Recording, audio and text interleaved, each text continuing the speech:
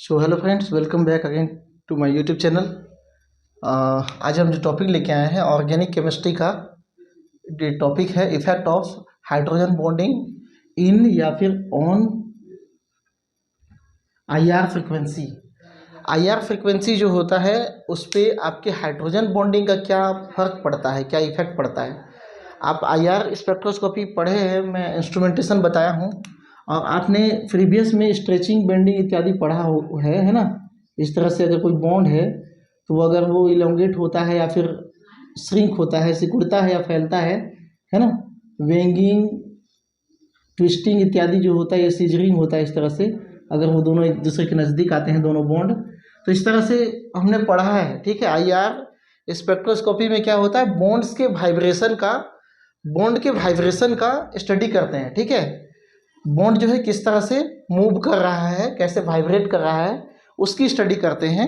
तो यहाँ पे नोट करने वाली बात क्या है कि इसकी जो फ्रीक्वेंसी होती है, जो भी हम इसका एब्जॉर्बेंस निकालते हैं स्पेक्ट्रोस्कोपी से, तो उसमें क्या होता है, हाइड्रोजन बॉन्डिंग का इफेक्ट पड़ता है। ठीक है, हाइड्रोजन बॉन्डिंग क्या होता है, हाइड्रोजन बॉन्डिंग जब कोई मॉलिक्यूल हो, जैसे H2O। ठीक है, H2O के बारे में आप अच्छे से जानते हो। ठीक है, H2O को हम इस तरह से लिख सकते हैं HOH। तो यहाँ ऑक्सीजन इलेक्ट्रोनेगेटिव एलिमेंट है, स्लाइटली नेगेटिव चार्ज होता है इसमें। ये इलेक्ट्रोपॉजिटिव एलिमेंट है, स्लाइटली पॉजिटिव चार्ज होता है। ठीक है, तो क्या होता है कि ये जो वाटर का जो सॉल्यूशन होगा, वाटर का जो क्या बोलना चाहिए, वाटर जो होगा उसमें ऑक्सीजन और हाइड्रोजन के बीच में वीक इलेक्ट्रोस्टैटिक फोर्स काम करने लगता है।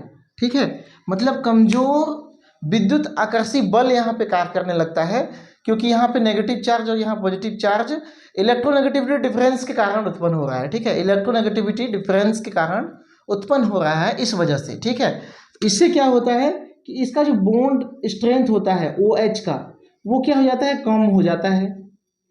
अगर यहाँ पे बॉन्डिंग हो रही है, मतलब यहाँ पे कुछ इलेक्ट्रॉन का डिस्प्लेसमेंट थोड़ा सा तो सही होगा जरूर। ठीक है, तो इस वजह से यहाँ ऑक्सीजन और हाइड्रोजन के बीच में जो बॉन्ड होगा वो क्या हो जाता है, वीकर हो जाता है।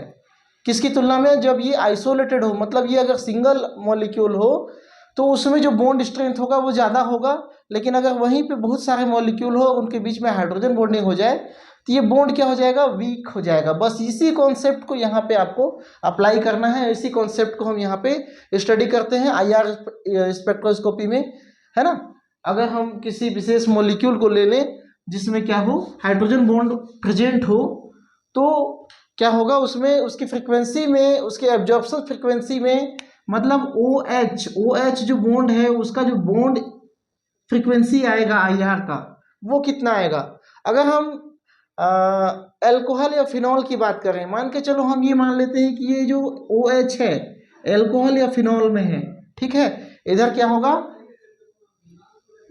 CH3 होगा तो अल्कोहल हो जाएगा, अगर रिंग होगा तो क्या हो जाएगा, फिनॉल हो जाएगा। ठीक है, 6 मेंबर वाला रिंग ये 5 मेंबर बन गया, कोई बात नहीं। ठीक है, तो इस तरह से, तो यहाँ पे क्या होगा, अल्कोहल या फिनॉल का जो OH है वो क्या करेगा, अगर सिंगल है, अकेला मॉलिक्यूल है, तब एब्जॉर्प्शन दिखाएगा कितना, 350 से 3650 से 3590 पर सेंटीमीटर। ये क्या हो गया, वेव की फ्रीक्वेंसी हो गई। ठीक है, ये इतनी फ्रीक्वेंसी में क्या दिखाएगा, एब्जॉर्प्शन दिखाएगा।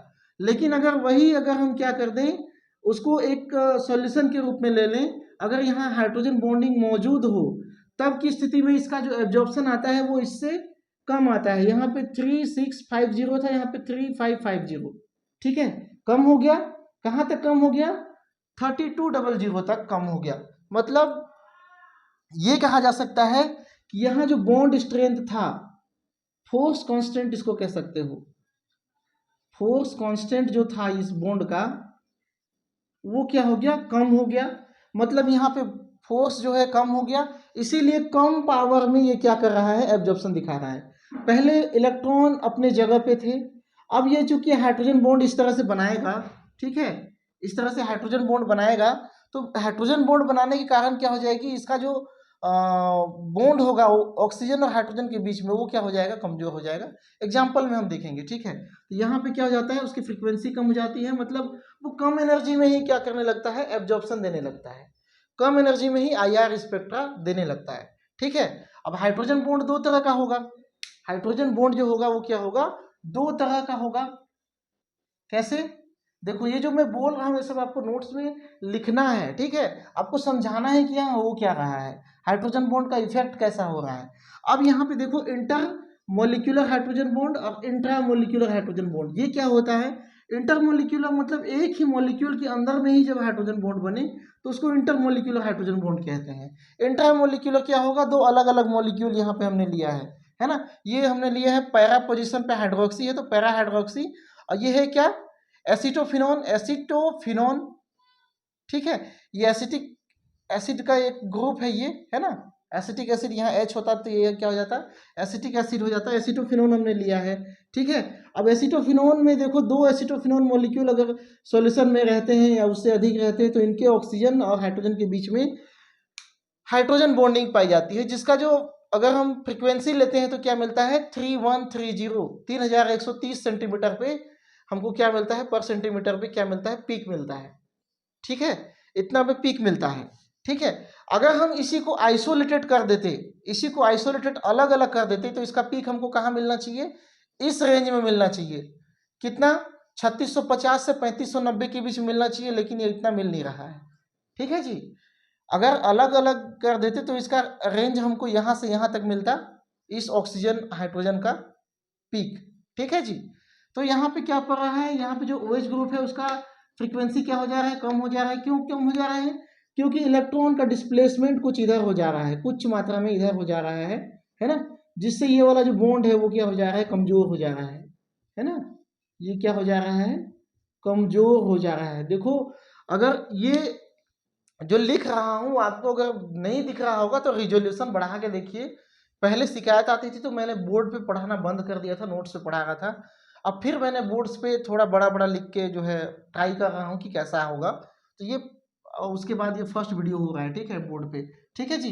तो अब इंटरमोलिक्यूलर में देख लेते हैं, इंटरमोलिक्यूलर में क्या है, ये ortho hydroxy acetophenone, ortho hydroxy acetophenone मतलब ये क्या होगा, इसके ऑर्थो पोजिशन पे होगा OH ग्रुप, ठीक है, ऑर्थो पोजिशन में क्या है, OH ग्रुप है तो ऑर्थो हाइड्रोक्सी एसिडोफिनोन हो गया, इसका हाइड्रोजन इसी कंपाउंड के कार्बोनिल ग्रुप के ऑक्सीजन के साथ में क्या करता है, हाइड्रोजन बॉन्डिंग बना लेता है, ठीक है। इसका जो एब्जॉर्बेंस आता है IR स्पेक्ट्रा में वो कितना आता है, 3040 है ना, 3040 पर सेंटीमीटर पे आता है, ठीक है। तो ये जो हो गया आपका इफेक्ट कि हाइड्रोजन बॉन्डिंग अगर मौजूद होगा तो IR फ्रीक्वेंसी क्या हो जाएगी, कम हो जाएगी, IR की फ्रीक्वेंसी क्या हो जाएगी, लोअर हो जाएगी, कम हो जाएगी, ठीक है।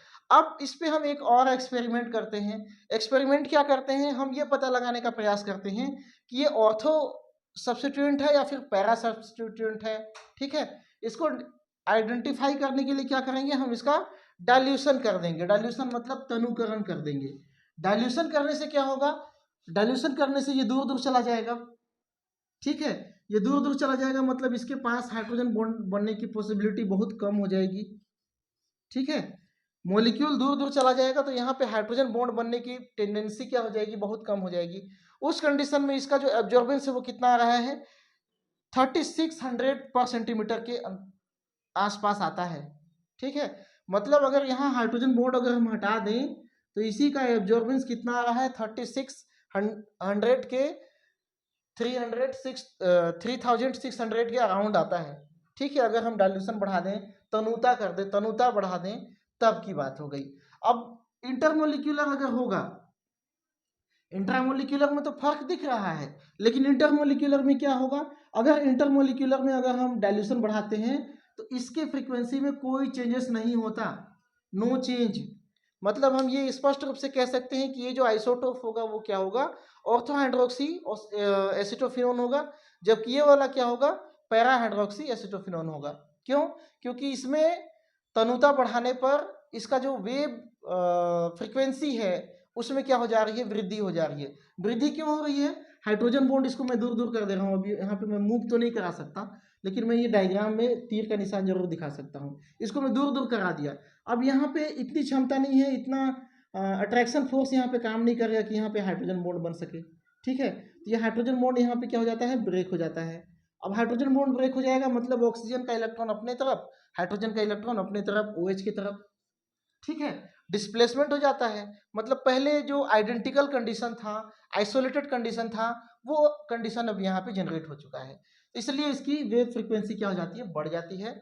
मतलब इसका जो बॉन्ड का वाइब्रेशन होगा वो अब कहाँ पे एब्जॉर्ब करेगा एनर्जी, हायर वेवलेंथ नहीं, हायर फ्रीक्वेंसी पे एब्जॉर्ब करेगा। ठीक है, तो ये इतना था। इससे आप डिस्टिंग्विश कर सकते हो कि ऑर्थो वाला कौन सा है, पैरा वाला कौन सा है। हो सकता है क्वेश्चन घुमा के दे दे, how to distinguish ortho hydroxy acetophenone and para hydroxy acetophenone.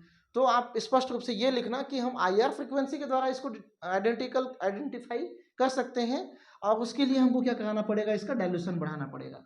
ठीक है, डाइल्यूशन बढ़ाने पर यदि उसके वेवलेंथ में चेंजेस आता है, इंक्रीजनेस आता है, तो डेफिनेटली वो क्या होगा, पैरा हाइड्रोक्सी एसिडोफिनोन होगा। और यदि उसके वेवलेंथ में कोई परिवर्तन नहीं होता है तो वो क्या होगा, ऑर्थो हाइड्रोक्सी एसिडोफिनोन। मतलब उसमें इंटरमोलिक्यूलर हाइड्रोजन बॉन्डिंग पाई जाएगी, और इंटरमोलिक्यूलर ये वाला है, दो मोलिक्यूल के बीच में। ठीक है, इंटर, और इंट्रा ये है। यहाँ पे नेम में थोड़ा सा परेशानी हो गया है। ठीक है, चलो कोई बात नहीं। इंटर मतलब दो मॉलिक्यूल के बीच में, और इंट्रा मॉलिक्यूलर मतलब एक ही मॉलिक्यूल के अंदर। ठीक है जी, तो ये हो गया आपका हाइड्रोजन बॉन्ड का इफेक्ट IR फ्रीक्वेंसी पे। तो चैनल में बने रहने के लिए बहुत बहुत धन्यवाद, और कॉन्सेप्ट समझ में आया होगा तो एक लाइक कर देना। Thank you.